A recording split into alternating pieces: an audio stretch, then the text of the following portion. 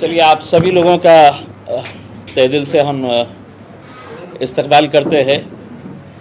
आज की इस प्रेस कॉन्फ्रेंस का मकसद, जैसा कि हमने बताया था कि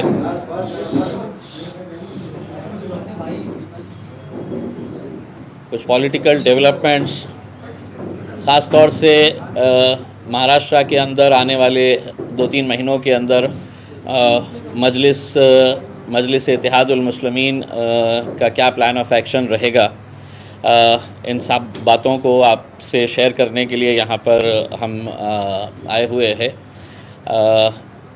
इससे पहले कि मैं आज की प्रेस कॉन्फ्रेंस से एक बात मैं पहले आप लोगों को बताना चाहता हूँ कि हमने अपने तौर के ऊपर इंडिया अलायंस के साथ हमने अलायंस की पेशगी की है। हमने कहा है कि अगर भारतीय जनता पार्टी को दूर रखना है, और अब तो एकनाथ शिंदे साहब की शिवसेना जिस तरीके का रोल प्ले कर रही है हमारे साथ, अब हमारे नबी करीम सल्लल्लाहु अलैहि वसल्लम के ख़िलाफ़ भी जिस तरीके के बयानबाजी चल रही है, और उसकी तायीद करने के लिए मुख्यमंत्री ख़ुद आते हैं और उनकी पीठ थपथपाते हैं, तो सोचिएगा आप कि हम किस तरफ जा रहे हैं। हमें किस तरीके से हमारे साथ खेला जा रहा है। ये प्रपोज़ल हमने लोकसभा के इलेक्शन के टाइम पे भी दिया था, लेकिन उनके तरफ से कोई प्रतिसाद आया नहीं था। अभी फ़िलहाल हमने दोबारा और आज फिर से एक मरतबा आपके ज़रिए हम ये पैगाम ये तीनों पार्टीज़ को देना चाहते हैं, शरद पवार साहब को, कांग्रेस को और शिवसेना को, कि हमें अगर भारतीय जनता पार्टी को दूर रखना है तो कहीं ना कहीं हमें भी कुछ समझौते करने पड़ेंगे करके। लेकिन अभी तक इनका कोई ये नहीं आया है, कोई रिस्पांस नहीं मिला है। हालांकि नीचे स्तर के ऊपर बहुत सारे लोग ये चाहते हैं कि हर तरह का गठजोड़ करके भारतीय जनता पार्टी और एकनाथ शिंदे, अजीत पवार को सत्ता से दूर रखा जाए करके। उसमें अभी बम्बई की यूनिट के ताल्लुक से आप लोग अच्छी तरीके से जानते हैं, 15 अगस्त के दिन एक बहुत अच्छी तिरंगा रैली यहाँ पर हमारे मुंबई के जो सदर है फैयाज़ साहब, उन्होंने निकाले थे। बहुत कामयाब रैली वो रही थी, और आपने देखे होंगे वीडियो के अंदर। आइए फैयाज़ साहब। वीडियो के अंदर पूरे बम्बई के अंदर इतना बड़ा माहौल तैयार किया गया था फैयाज़ साहब के ज़रिए कि तिरंगा रैली बहुत ही कामयाब तरीक़े से, मैंने ख़ास तौर से फैयाज़ साहब को मुबारकबाद दिया फ़ोन करके कि एक बहुत अच्छा एक मैसेज उससे गया है। आज के इस दौर के अंदर जब लोग शक की नज़र से हमें देखते हैं, मुल्क से वफ़ादारी का हमसे सवाल करते हैं, तो ऐसे मौके के ऊपर यहाँ पर जितने भी नौजवान बुज़ुर्ग सभी लोग जो मोटरसाइकिलों के ऊपर थे, गाड़ी के ऊपर तिरंगा लगाकर वो चल रहे थे। बम्बई की यूनिट पिछले कुछ सालों से फैयाज़ साहब जो है इसकी कमान संभाले हुए थे। अल्हम्दुलिल्लाह बहुत अच्छे तरीक़े से उन्होंने काम किए, और आगे भी यही उम्मीद है कि इस तरीक़े से, जिस तरीक़े से मजलिस को हम आगे बढ़ाना चाहते हैं, उसमें फैयाज़ साहब का एक रोल रहेगा।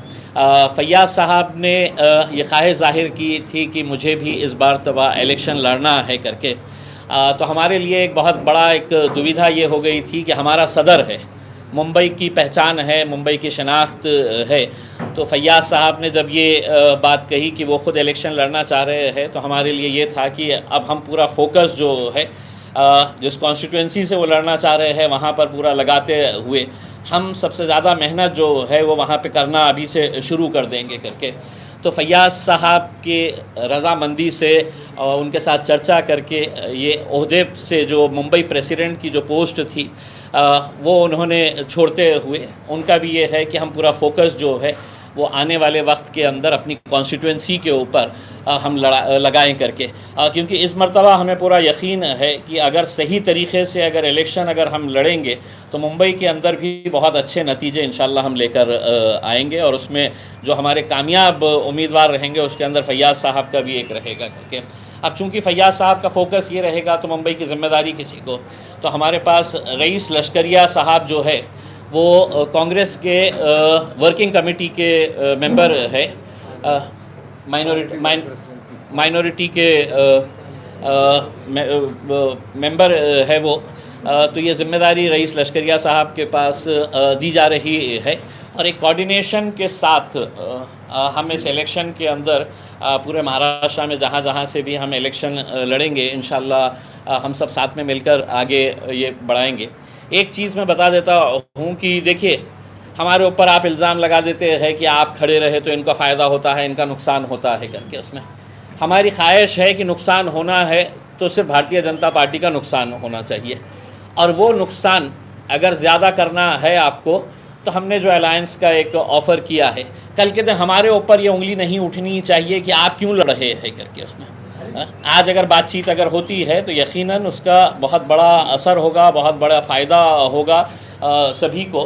तो इंशाल्लाह यही बात को लेकर अगले कुछ दिनों के अंदर असद साहब अपने तौर के ऊपर जहाँ जहाँ पर भी जो भी कैंडिडेट्स लड़ेंगे, तो पार्टी का एक सिस्टम रहा है कि भले ही मैं महाराष्ट्र का सदर हूँ, अहमद बलाला साहब जो है वो हैदराबाद में एमएलए है मजलिस के, मुंबई की ज़िम्मेदारी भी आप देखे हैं पिछले 2-3 इलेक्शंस के अंदर।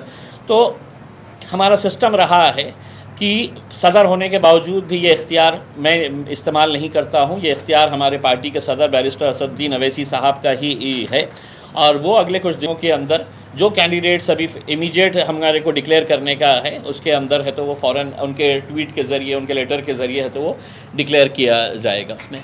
तो मैं चाहूँगा कि पहले फैयाज़ साहब आप अहमद बलाला साहब अभी तफसीलात तो सामने पूरे हमारे महाराष्ट्र के सदर और साबिक़ रुकन पार्लियामेंट इम्तियाज़ जलील साहब ने आपके सामने रखा है कि उसी ज़िमन में कि जहाँ से हमारे मौजूदा मुंबई के सदर जहाँ से इलेक्शन लड़ रहे हैं वो सीट हमारे लिए विखार की सीट होगी, और हम पूरी अपनी जान लगाकर वो सीट को निकालेंगे इंशाल्लाह, वो सीट जीतेंगे इंशाल्लाह। तो अभी फ़िलहाल जैसा इम्तियाज़ जलील साहब ने कहा कि पूरी बॉडी एज इट इज़ है, बॉडी का कुछ भी नहीं है, बॉडी पूरी एज इट इज़ है, खाली ताकि इनको एज ए कैंडिडेट आपको काम करना पड़ेगा। तो इसलिए हमने सदर मजलिस बैरिस्टर असदुद्दीन अवैसी साहब ने तय किया कि सदारत जो है सो जनाब रईस लश्करिया साहब को दी जाए। रईस भाई को बोलने लगा या आप बोले? मैं लास्ट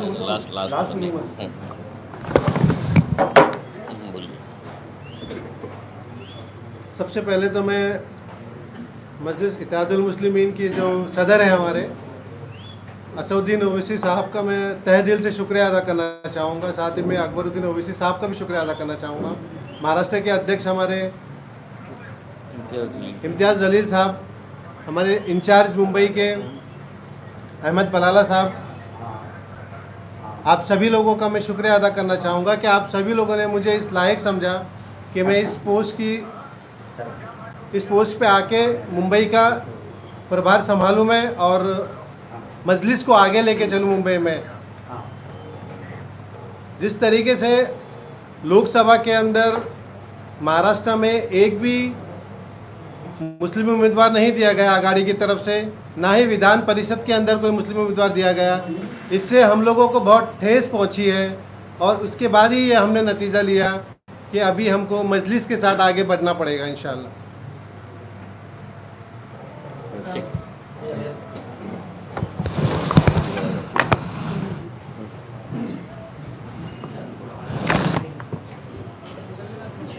सभी साथियों को नमस्कार, अस्सलाम वालेकुम। मुझको अभी मालूम पड़ा कि मैं इस वक्त यहाँ पे अध्यक्ष नहीं हूँ, मैं लश्कर जी बन गया। कुछ दिन पहले इम्तियाज़ भाई मेरे पास आए थे, उन्होंने कहा कि भैया शर्त हमारी ये है अगर सीट लड़ते हो तो पद छोड़ना पड़ेगा आपको, पद पे रहना है तो सीट छोड़ना पड़ेगा। मैं खामोश था, कुछ बोला नहीं। आज मजलिस को बनाने में असद साहब कहा था और हम एक कारमंदी के तौर पर काम किया। 10 साल से मैंने बाकायदा खुद कांग्रेस में होने के बावजूद वारिस पठान को चुन के लाया यहाँ पर। दूसरी मर्तबा जब उसको टिकट दी गई तो मैं टिकट मांगने गया था, असद साहब ने ऐलान कर दिया था, फिर मुझको मजबूरी के तौर पे वारिस पठान का साथ देना पड़ा।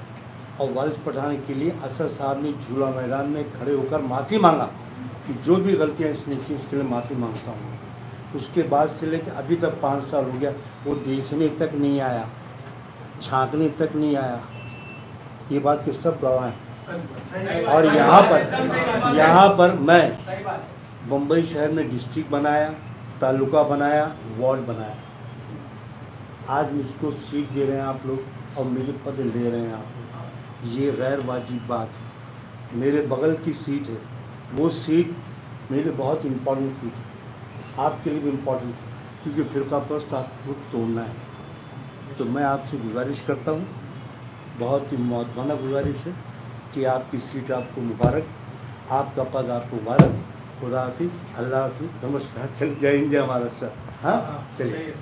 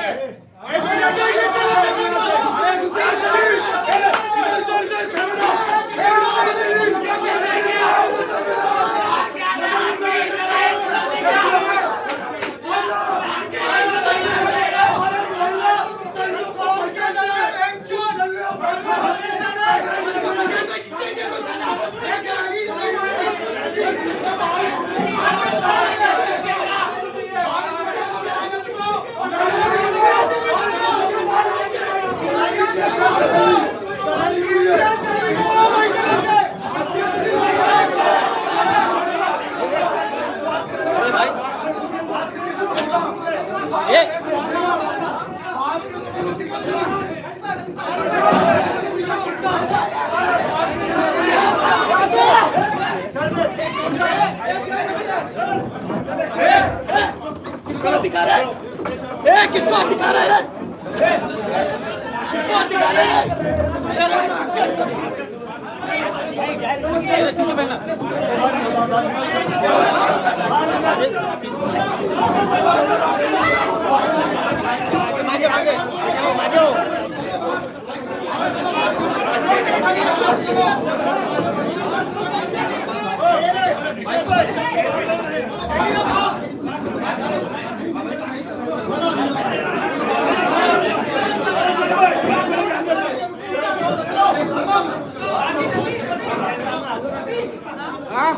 अरे बैठो।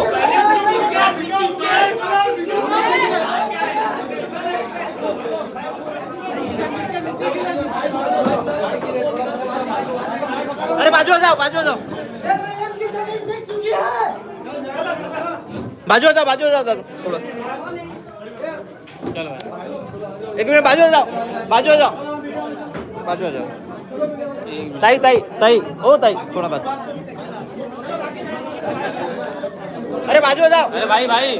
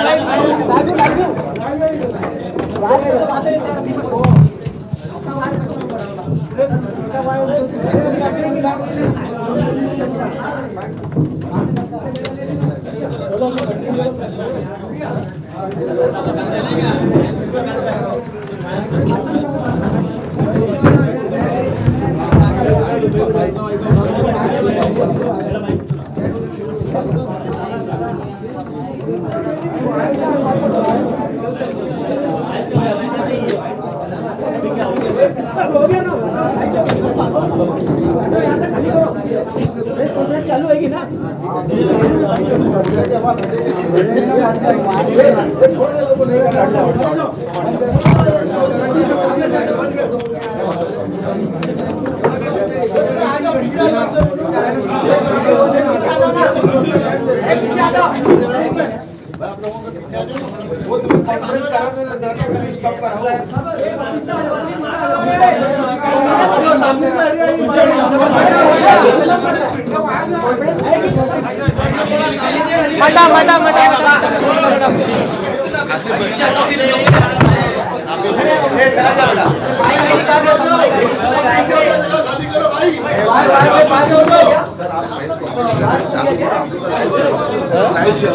ओके आप अपना चालू रखो. इधर कार्यक्रम चलिए ना, आप लगा दीजिएगा.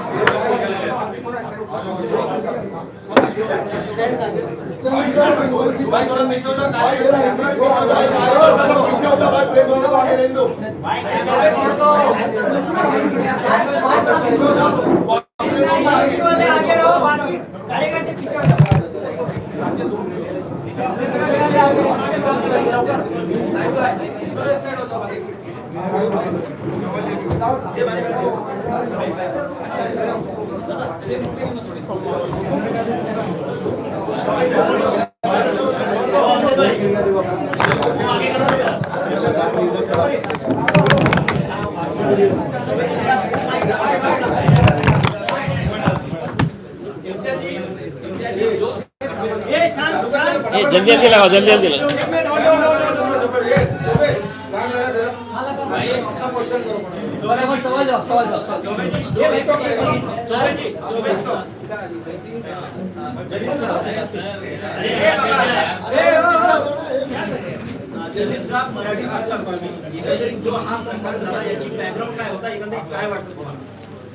काय आहे की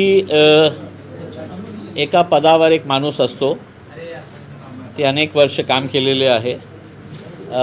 मी त्यांच्या येण्याच्या अगोदरच सांगितलं होतं की त्यांनी काम चांगलं केलेलं आहे.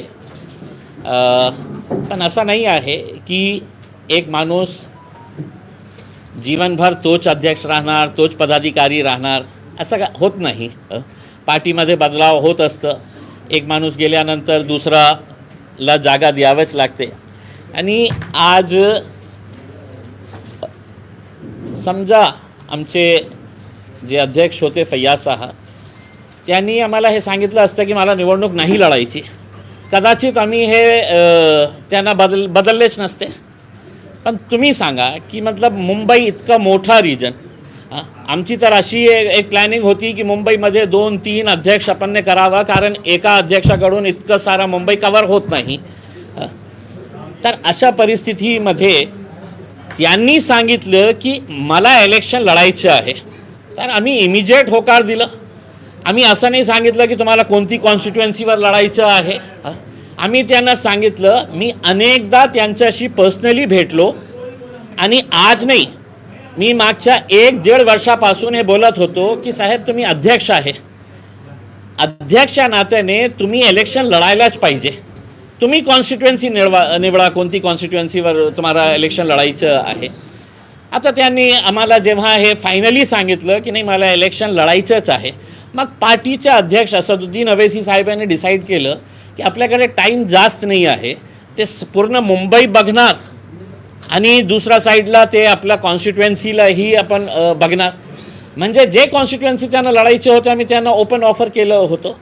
आणि अशा प्रकारे जेव्हा सगळं काही डिसाईड झालं होतं, पार्टीच्या अध्यक्षांसोबत त्यांची बोलणी झाली होती. काल मी पण बोललो, बलाला साहेबांनी बोलले, असद साहेबांनी त्यांच्याशी हे केले. आणि त्याच्यानंतर इथे येऊन मी राग समजू शकतो की उद्या समजा माझ्या शहराच्या मी कोणत्या एका अध्यक्षाला चेंज केलं. माझ्या औरंगाबाद शहरामध्ये मी जिल्हा अध्यक्षाला सांगितलं की बाबा आपल्याला जे परफॉर्मन्स पाहिजे होता ते परफॉर्मन्स मिळाला नाही, आपण रेजिग्नेशन द्यावं. तुरंत त्यांनी 1 मिनिट न लावता रेजिग्नेशन दिलं आणि त्यांनी सांगितलं की साहेब मी एक कार्यकर्ता म्हणून काम करेल. आता लोकांची एक भावना जुळलेली असते की साहेब माझा अध्यक्ष आहे, त्यांना कशाला तुम्ही चेंज करता. भाई आज तर खरी गोष्ट हे आहे की इम्तियाज जलीलने चांगलं काम नाही केला तर उद्या बहुतेक असं साहेब मलाही चेंज करतील आणि चेंज करायला पाहिजे. आता त्यांनी निवडणूक नाही लढली असती तर आम्ही त्यांना चेंज केलंच नसतं. त्यांना लढायचं होतं म्हणून आम्हाला हे स्टेप घ्यावं लागलं. आणि जे काही घडलेलं आहे मला असं वाटत नाही की त्याच्यामध्ये खूप हे आहे. त्यांचा एक स्वाभाविक राग होता, त्यांचे फॉलोअर्सचा राग होता. आम्ही पुन्हा त्यांच्याशी बसू, चर्चा करू आणि काय तोडगा निघतील त्याच्यामध्ये आपण बघू. पण याची रिपोर्ट जे आहे ते ओवैसी साहेबांना आम्ही देणार, कारण ते आत्ता पण आमची बोलणी झाली होती ओवैसी साहेबांची. आम्ही तर एक कार्यकर्ता म्हणून काम करतो त्यांचे. तर जे काही घडलेलं आहे दुर्दैवी प्रकार आहे मला असं वाटतं.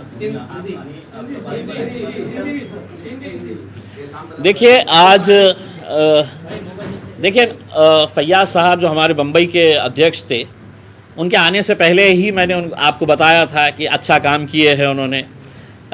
अभी 15 तारीख के दिन जो तिरंगा रैली निकाली गई थी बहुत अच्छे तरीके से सक्सेसफुल निकाली गई थी. इसमें फैयाज साहब पिछले कुछ महीने पहले जब हमारी उनके साथ मीटिंग हुई थी, बात हुई थी, मैंने साफ़ तरीके से उनसे पूछा था कि फैयाज साहब आप इलेक्शन लड़ेंगे या नहीं.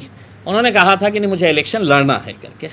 और अब जब ये बात फाइनल हो गई थी कि मुझे इलेक्शन लड़ना है, किसी भी हालत के अंदर मैं इलेक्शन लड़ूंगा, तब आप सोचिएगा बम्बई छोटी तो कॉन्स्टिट्यूएंसी है ही नहीं उसमें, कि एक अध्यक्ष बम्बई का अपनी कॉन्स्टिट्यूएंसी का इलेक्शन भी लड़ेगा और बम्बई के ऊपर भी नज़र रखेगा करके उसमें.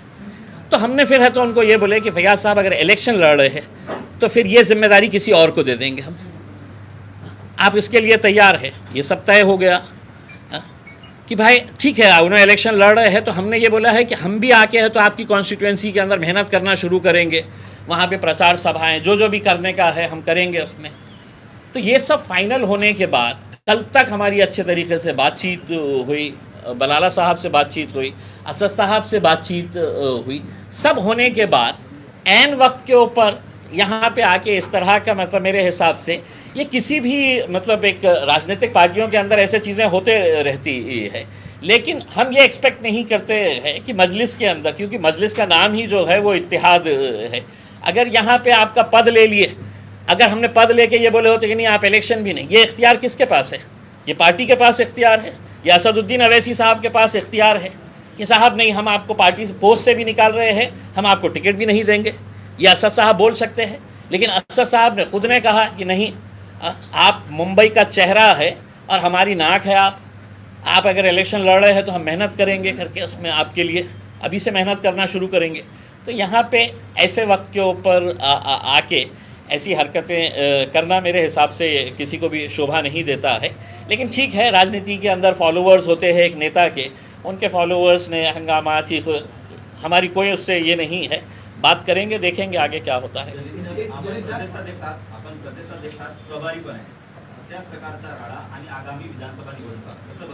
काही नाही साहेब, अशा प्रकारचे मी क्या 2014 मध्ये बघितलं होतं, अभी बलाला साहब ने बोले 2019 के अंदर माझ्या 2019च्या औरंगाबाद महानगरपालिकामध्ये असे छुरे चाकवा आणले होते, पण 26 सीट्स आम्ही जिंकून आणले होते।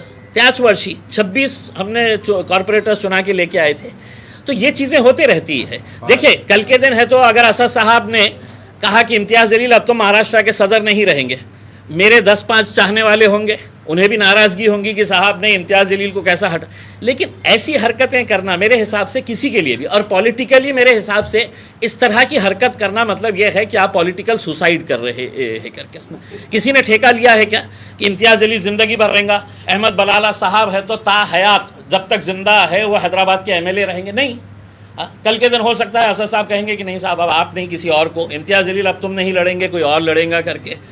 लश्करिया साहब, रईस लश्करिया साहब को एक मौका दे रहे हैं, उनका परफॉर्मेंस रहेगा तो कंटिन्यू, नहीं रहेगा तो रिजवाना आपा हमारे लेडीज़ विंग के हैं, उनको भी चेंज करना पड़ेगा। इसका मतलब क्या है कि मतलब हम लोगों ने ऐसा जाके है तो हंगामा करना, मेरे हिसाब से। सवाल है कि आपने भी कहा कि मुंबई बहुत बड़ा है और इसलिए फयाज अहमद के बदले इलेक्शन लड़ेंगे और रईस लश्करिया साहब को जिम्मेदारी दी गई, तो इसका मतलब ये भी निकाला जा सकता है कि आगे अगर रईस लश्करिया को आप टिकट नहीं होंगे। देखिए अभी फिलहाल के तौर के ऊपर तो जो रीजन दे रहे फयाज अहमद को निकालने का, यही रीजन दे रहे हैं कि मुंबई बड़ा है, इलेक्शन का टाइम है, उनको इलेक्शन ना, तो अगर कल को रईस लश्करिया इलेक्शन आप टिकट नहीं दोगे। देखिए ये अभी फिलहाल तो हमारे पास ऐसा कोई भी प्रपोजल नहीं आया है कि अगर कभी ये खड़े हो गए कि हमको टिकट, हाँ तो उस वक्त है तो हम बिल्कुल फैसला करेंगे ना, जो भी फैसला पार्टी का अध्यक्ष करेंगे उसके अंदर वो सबको मानना पड़ेगा ना। आप भी इलेक्शन लड़े थे, आप भी प्रेसिडेंट है महाराष्ट्र के, तो आपने क्या इस्तीफा दिया था उस वक्त? किस दिन किस वक्त? आप इलेक्शन MP का लड़ रहे थे, तो आप भी महाराष्ट्र का प्रदेश अध्यक्ष थे, आपने भी तो इस्तीफा नहीं दिया, तो आज मैंने सुनिए, मैंने दूसरे दिन है तो असद साहब को मैंने ये किया, ये असद साहब का बड़ापन है, असद साहब का यकीन है कि उन्होंने कहा था कि नहीं आपको कंटिन्यू करना है। मैंने उनको यही कहा था कि असद साहब मैं अगर अपने गढ़ को अगर कमज़ोर करके पूरे महाराष्ट्र को मजबूत करने, तो असद साहब उसके लिए तैयार नहीं हुए थे उसमें। और देखिए मतलब कोई ये नहीं है उसमें सियासत क्या,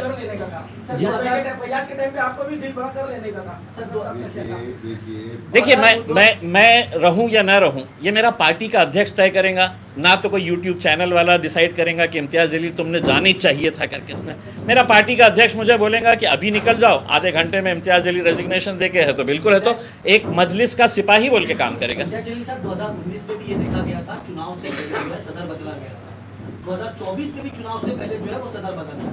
तो क्या MIM मुंबई के अंदर कमजोर नजर आ रही है आपको? 2019 में भी सदर बदला गया, 2024 में भी चुनाव से पहले जो है वो सदर बदला जा रहा है, इसकी वजह क्या है? देखिए अगर मैं आपको क्लियर बता रहा हूँ, एक बार फिर से दोहराता हूँ, अगर फैयाज साहब हमसे ये कहते कि नहीं मैं इलेक्शन नहीं लड़ रहा हूँ तो हम नहीं बदलते। आप मुझे ये बताइएगा कि मुंबई की एक कॉन्स्टिट्यूएंसी के अंदर इलेक्शन लड़ना और पूरे मुंबई को संभालना, ये दोनों चीज़ें मुमकिन है क्या? वो तो ना मेरे से मुमकिन है ना किसी से भी मुमकिन। हम कोई सुपरमैन नहीं है कि नहीं साहब मैं मेरा लड़ते हुए है तो मैं पूरा बम्बई देखूंगा करके। तो अगर चेंज हुआ है तो उसके अंदर आप ये कहेंगे कि नहीं साहब जो बना है उसको बने रहने देना चाहिए करके। पार्टी का फैसला है, आपको कबूल करना है इसके अंदर, बस खत्म। बाइकल्ला के आमदार वारिस पठान 5 सालों से हेड ऑफिस नजर नहीं आए और ना उनकी विधानसभा में कोई ऑफिस बनी हुई है। क्या बाइकल्ला से वारिस पठान फिर चुनाव लड़ेंगे? क्या पार्टी तय करने वाली? वारिस पठान क्यों मौजूद नहीं है? क्या वारिस पठान भी हट गए? नहीं देखिए आज के दिन हमने बाकी भी तो बॉडी है पूरी है, कौन है यहाँ पे? नहीं है देखिए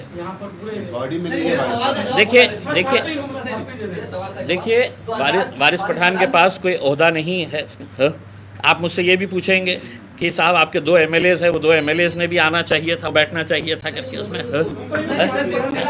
हाँ ठीक है ना। उसमें देखिए, अगर पार्टी ने अगर तय करी, अगर असद साहब ने तय करे कि वारिस पठान लड़ेगा, इम्तियाज़ जलील नहीं लड़ेगा, वारिस पठान औरंगाबाद से लड़ेगा, तो पार्टी को कबूल करना पड़ेगा उसके, मुझे कबूल करना पड़ेगा उसमें। अब ये मत वो करिएगा साहब कि नहीं वो क्यों नहीं आके बैठे हुए है करके, ये साहब के जैसा बोलने के हिसाब से नहीं साहब आपने छोड़ देना चाहिए था करके। उसमें मैंने छोड़ दिया था साहब। इतना अखलाक और इतना पार्टी का मेरे के अंदर ये है कि मेरी जिम्मेदारी थी। सर मेरा सीधा सा सवाल था, 2019 में वारिस पठान यहाँ से 32,000 वोट पाते हैं बाइकला से, उन्होंने अपनी ऑफिस बंद कर दिया और हेड ऑफिस में पिछले 5 सालों से वो नजर नहीं आया। तो क्या बाइकला विधानसभा से फिर से वारिस पठान को एमआईएम जो है टिकट देने जा रही है, क्योंकि 2014 में वो चुनाव जीत चुके हैं? उसके ऊपर देखिए, अभी तो फैयाज साहब ने जो कॉन्स्टिट्यूंसी जाहिर की थी वो बाइकल्ला की कॉन्स्टिट्यूंसी ही जाहिर की थी उसके। अब मैंने आपको साफ शब्दों में जब बता दिया था कि फैयाज साहब के लिए हम मेहनत करेंगे करके वहाँ पर, तो फिर स्वाभाविक है कि जब हम एक आदमी को उनके ओहदे से हटा के वहाँ पे अगर लेके जाने के बाद सोच रहे हैं तो दूसरे का किसी का सवाल ही नहीं पैदा होता है करके इसमें। सर इससे जुड़ा हुआ एक सवाल और आपसे, 5 सालों से एमआईएम जो है यहाँ पर अगर देख ले, पार्लियामेंट के चुनाव की अगर बात कर ले, पार्लियामेंट के चुनाव में यहाँ पर मुंबई में भी 3 कैंडिडेट खड़ा किए थे, चाहे थाना की बात कर ले, इधर की बात कर ले, जैसे आपने कहा असदुद्दीन ओवैसी साहब फैसला करते हैं, लेकिन ये तमाम कैंडिडेट था पार्लियामेंट चुनाव की तरफ से, असदुद्दीन ओवैसी साहब का साफ तौर पे कहना था कि सिर्फ मेरे 3 कैंडिडेट हैं, तो बाकी कैंडिडेट किस तरीके से खड़े होते हैं, जब उनका साफ तौर पे कहना। देखिए, मैं एक बात बताना चाहता हूँ कि 2019 का अगर इलेक्शन देखेंगे आप विधानसभा का, उसमें कई ऐसी जगह थी कि जहाँ पर हम बहुत मजबूत थे कि वहाँ से हमें निकलने का ये है, लेकिन एक समझ लीजिएगा एक ऐसा शहर है कि जहाँ पर हमारी पार्टी बहुत अच्छे तरीके से बॉडी काम कर रही है वहाँ पर, और ऐन मौके के ऊपर वो कहते हैं कि नहीं साहब हमारे को भी इलेक्शन ये शहर से लड़ना है करके उसमें। तो पार्टी को ज़िंदा रखने के लिए कई जगह के ऊपर हमारे को भी ये फ़ैसला करना पड़ता है कि साहब आपका केडर है, मेहनत कर रहा है, हम ये जानते हुए कि साहब ये सीट हमारी यहाँ पर इतनी मजबूत नहीं है उसमें। लेकिन पार्टी के केडर को हमने क्या बोलना कि नहीं साहब अब आप जाइए, अब आप तो शिवसेना को दे दीजिएगा, भाजपा को दे दीजिएगा, कांग्रेस को दे दीजिएगा, ऐसा नहीं होता है उसमें। तो मेरे हिसाब से जो भी टिकट दिया गया है, AB फॉर्म जब रिलीज़ होता है तो वो AB फॉर्म के ऊपर सिर्फ 2 ही लोगों के सिग्नेचर होते हैं पूरे हिंदुस्तान के अंदर। एक बैरिस्टर असदुद्दीन ओवैसी साहब वो AB फॉर्म इशू करते हैं, या दूसरे जो पार्टी के जनरल सेक्रेटरी है अहमद पाशा खादरी साहब, उनके सिग्नेचर से। अब आप बोलेंगे कि नहीं साहब उन्होंने तो दिया ही नहीं है करके, तो फिर कोई उड़ के तो नहीं आया होगा AB फॉर्म उसके अंदर, असद साहब ने ही दिया। सर इसके अंदर पार्टी को नुकसान भी हुआ, आपके 2 नगर सेवक हुआ करते थे, एक नगर सेवक जो है वो शिंदेगढ़ पे चला गया और इसी कैंडिडेट की वजह से एक नगर सेवक ने अपनी पार्टी छोड़ दी। भाई साहब आप हमारे 2 कॉर्पोरेटर का हिसाब ले रहे हैं, पूरी की पूरी पार्टियां जाके एक दूसरे के गोद में बैठ जा रही है, उनका कोई हिसाब नहीं है। कभी आप सेक्युलर पार्टी के नाम के ऊपर अजीत पवार उनके गोद में जाके बैठ गए, कोई वो नहीं है। Congress NCP secular secular secular बोल बोल के तो हमारे वोट हासिल करती गई, शिवसेना के गोद में जाके बैठ गई, बदनाम हम ही। आप कैंडिडेट अप्लाई तो करिए, आपको भी मिलेगा टिकट उसके अंदर। एक पत्रकार भी MP बन सकता है, मैं जिंदा मिसाल हूँ साहब उसमें। ऐसा माना जाता है कि अहमद बलाला जब महाराष्ट्र में आते हैं, मुंबई में आते हैं, तो समझ में आता है कि इलेक्शन इलेक्शन की डेट है, लोग मैं आने से इलेक्शन का पता नहीं चलता। में हलचल हो जाती है कि अहमद बलाला को तो अभी इलेक्शन में कुछ महाराष्ट्र में होने वाला है। इलेक्शन करीब आया तो ही मैं आता हूँ, हाँ। मैं आने से इलेक्शन डिक्लेयर नहीं होता, इलेक्शन करीब आने पर ही मैं आता हूँ यहाँ। इम्तियाज भाई आपने कहा कि 2014 में भी 2019 में भी आपकी इंडिया अलायंस से बात चली थी, मतलब गठबंधन करने की, आपने वंचित बहुजन अघाड़ी के साथ भी अलायंस करे थे, लेकिन वो अलायंस जो है टूट गया था बाद में। इसके ऊपर ये इल्जाम लगाया जाता है कि कहीं ना कहीं इसकी जिम्मेदारी इम्तियाज की है। 2024 में भी जो चुनाव होने वाले, आप कह रहे हैं इंडिया गठबंधन के साथ हमारी बातचीत चल रही है, ना 19 में हो पाया और 24 में भी, क्या आपको लगता है कि इंडिया गठबंधन जो है आपके साथ अलायंस करेगा? देखिए साहब, ये है कि आप इस बात को मानेंगे कि हिंदुस्तान के मुसलमानों ने 2-2 घंटे तपती हुई धूप में खड़े रहकर वोट किसको दिया? तो वोट सेक्युलर उद्धव ठाकरे को दिए, सेक्युलर शरद पवार को दिए, सेक्युलर कांग्रेस को दिए। 2-2 घंटे तपती हुई धूप में खड़े रह के बदले में हमको क्या मिला? चुन के आने के बाद हमको विशालगढ़ मिला, बदले में कोल्हापुर का विशालगढ़ मिला कि जहां पर बिना किसी वजह कांग्रेस के चुने हुए मुसलमानों के वोटों से चुने हुए उनका बेटा जो है वो नेतृत्व करता है उस आंदोलन का। मुसलमानों के घरों में जाके है तो तोड़फोड़ कैसी की गई है आपने सब ने देखा है। 12 विधान परिषद की सीटें थी। क्या इस कौम को यह अधिकार इख्तियार नहीं है? क्या आपने इस कौम का एहसान चुकाना नहीं चाहिए कि भाई पूरे हिंदुस्तान के अंदर तुम लोगों ने हमें वोट देकर भारतीय जनता पार्टी को हराया है, हमारे ऊपर यकीन जताया है, 12 में से एक एमएलसी बना देते, किसी को भी बना देते। एमआईएम का तो नहीं हम मांग रहे थे कि साहब हमको बनाइएगा करके एमएलसी। आपकी पार्टी के अंदर आपके पास इतना कोई लायक काबिल ऐसा कोई एमएलए एमएलसी बनने के लायक नहीं था। लोकसभा के इलेक्शन के अंदर वोट आपको चाहिए। इकलौता एक मुस्लिम एमपी पूरे महाराष्ट्र के अंदर ही नहीं, 8 राज्य थे, 8 जहां पर एक भी मुस्लिम एमपी नहीं है। अकेला इम्तियाज जलील इन 8 राज्यों के अंदर, उसको हराने के लिए आप पूरी ताकत लगा देते हैं, हमारे वोट लेकर चले जाते हैं। ये कहाँ का इंसाफ है? पार्लियामेंट के अंदर जब वक्फ का बिल आता है, 9 आपके एमपी पार्लियामेंट के अंदर मौजूद रहते हैं, लेकिन जब बिल आता है, बिल के ऊपर चर्चा होने की बात होती है तो आप निकल जाते हैं बाहर। ये आप एहसान चुका रहे हैं। और मेरी इन पार्टियों से शिकायत नहीं है, उन मुसलमानों से शिकायत है जिन्होंने ये कहकर इम्तियाज जलील को हराया कि नहीं साहब बीजेपी को हराना है तो इम्तियाज जलील को वोट नहीं देना, शिवसेना को डालना पड़ेगा करके। तीसरे नंबर पर आई शिवसेना। 2 सवाल सर, जैसे आपने कहा वक्फ बोर्ड को लेके, वक्फ की लेके, तो उद्धव ठाकरे ने कहीं ना कहीं क्लियर किया कि वक्फ की जो क्या, देखिए सुनिए, मैं पार्लियामेंट जाके आ चुका हूँ। मैं पार्लियामेंट के अंदर जो शब्द बोले जाते हैं, एक के एक लफ्ज को रिकॉर्ड किया जाता है। आप जिस जगह के ऊपर हमने आपको भेजे तो वहां पे आप मुंह पे उंगली रख के तो निकल गए। आपको पार्लियामेंट भेजा क्यों गया था? आपको पार्लियामेंट इसलिए भेजा गया था कि हमारे मुद्दे जब आएंगे तो तुम हमारी आवाज बनकर वहां पर खड़े रहेंगे करके। तुम कहेंगे कि नहीं साहब उद्धव ठाकरे तो साहब देखिए ना जलसे में बोला, बहुत बड़े जलसे के अंदर बोला। पार्लियामेंट के अंदर रिकॉर्ड होता है ये सब चीज। पार्लियामेंट के अंदर यह रिकॉर्ड होना चाहिए था कि शिवसेना उद्धव ठाकरे ने भी इसका विरोध किया है करके। उसमें तो क्या लगता है आने वाले वक्त में शिवसेना जो है बिल का विरोध करती हुई आपको पार्लियामेंट में? मुझे नहीं मालूम है साहब, उनसे ज़्यादा जो उनकी पैरवी करने वाले लोग हैं। सेक्युलरिज्म को जिंदा रखना है तो साहब हमको ख़त्म कर दो, उनको जिंदा रखो, वो लोगों से जाके सवाल पूछिएगा। इम्तियाज जलील आने वाला विधानसभा का चुनाव औरंगाबाद से लड़ने के टिकट दे दिया अगर कोई तो लड़ लेंगे साहब। देखिए मैंने साफ तौर के ऊपर ये बताया है कि हमारा इनिशियल जो है वो 30-40 सीटें अभी हम लोग सर्वे कर रहे हैं। अब अगर इसके अंदर 8 दिन 10 दिन के अंदर अगर ये कुछ फैसला करते हैं कि साहब ठीक है हम एमआईएम को भी साथ में ले लेंगे, अब तो वो बात भी नहीं रही ना कि नहीं साहब हम तो बहुत सेक्युलर है करके। ये दोनों तो सेना के साथ चले गए तो उसी दिन हमको समझ में आ गया। तब अगर कांग्रेस तेलंगाना के अंदर एमआईएम साथ में है अभी, तो यहाँ पे क्या परहेज है? हमने अगर उनके तरफ से अगर कुछ ऑफर आता है, ये कहीं ना कहीं ऐसा बहाना माना जाता है कि भाई आपको ज्वाइन नहीं करना है, नहीं पहले नहीं ऐसे मान लो, नहीं सुनिए सुनिए नहीं साहब साहब देखिए हमारी जितनी ताकत है हम उतनी ही बात करेंगे, वरना मुझे 288 सीटें लड़ने से कोई नहीं रोक सकता है। मेरी पार्टी है, मैं 288 सीटें लड़ा तो कौन रोक सकता है मुझे बताइएगा। हाँ, आप इल्ज़ाम तो वैसे भी देने वाले हैं हमारे ऊपर।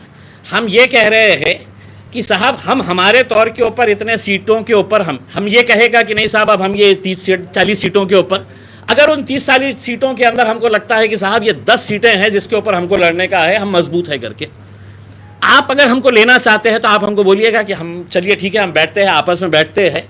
आप हमको बोलिएगा कि नहीं हम आपको 2 देंगे, 4 देंगे, 5 देंगे, 10 देंगे करके उसमें। लेकिन आप बोलेंगे कि नहीं साहब इनका वोट चाहिए मेरे को, लेकिन इम्तियाज़ जलील मेरे बाजू में आके बैठना नहीं करके, क्योंकि ये कौम का काम तो साहब से वोट देने का है उसमें। रईस लश्करिया एमएलए बन ही नहीं सकता है। रईस लश्करिया को मैं वर्किंग कमेटी का मेंबर बना डालूंगा, उसी के अंदर खुश रहना।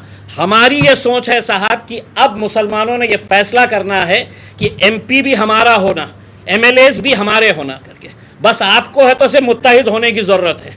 मुत्तहिद होइए और आप देखिएगा कि अगर पूरे के पूरे अगर एक साथ मिलकर आए तो कितने सीटें आप निकाल सकते हैं। अगर आपका इंडिया अलायंस नहीं बनता, महाराष्ट्र में क्या तीसरा फ्रंट जो है वो खड़ा हो सकता है? जो कि देखिए जो है लगातार चर्चा, देखिए राजू शेट्टी साहब मेरे पास आए थे, बातचीत हुई है, चर्चा हुई है।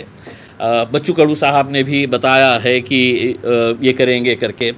कल औरंगाबाद में और 2 अलग पार्टी के जो ज़िम्मेदार है वो आने वाले हैं मीटिंग करने के लिए। देखिए हम ये चाह रहे हैं कि पहले वो लोग एक साथ मिलकर आ जाए। हमने तो तैयार है। हमें भी ये लगता है कि अब लोगों का यकीन जो एस्टैब्लिश पॉलिटिकल पार्टीज़ है उनके ऊपर से ख़त्म होता जा रहा है। तो अगर थर्ड फ्रंट अगर एक बनता है तो यकीनन उसके अंदर हम पूरी तरीके से एक्टिवली उसका एक हिस्सा बनना चाहेंगे। लेकिन ऐसा ना हो कि कोई पॉलिटिकल पार्टी, कई पॉलिटिकल पार्टीज़ का ऐसा ये रहता है कि साहब वो अपना रेट बढ़ा लेते हैं, मीटिंग करते हैं, अपना रेट बढ़ा लेते हैं और फिर जाके है तो भाजपा की गोद में बैठ जाते हैं। तो हमने उनसे कहा कि पहले आप बैठ जाइए, आपस में साथ कर लीजिएगा, आप ये समझ लीजिएगा कि एमआईएम आपके साथ में है। प्रकाश अम्बेडकर के साथ आपकी कोई चर्चा उससे शुरू की है क्या 2024 के चुनाव में? नहीं, अभी तक तो कोई ऐसी बातचीत नहीं है। आता लास्ट तुम्ही इंडिया आघाडीमध्ये समावेशाची विनंती करताय एकंदरीत इंडिया आघाडीला, पण आज वेगळं चित्र मुंबईमध्ये दिसतंय। काँग्रेसचे आमदार किशन सिद्दीकी हे राष्ट्रवादीच्या अजितदादांच्या राष्ट्रवादीमध्ये प्रवेश करतील अशी शक्यता आहे। जनसन्मान यात्रेमध्ये त्यांचा समावेश होत आहे। आता साहेब रात्री कोणासोबत झोपणार आणि सकाळी होईपर्यंत कोणत्या पक्षामध्ये जाणार हे सगळं नेत्यांच्या बाबतीत तसंच झालेलं आहे।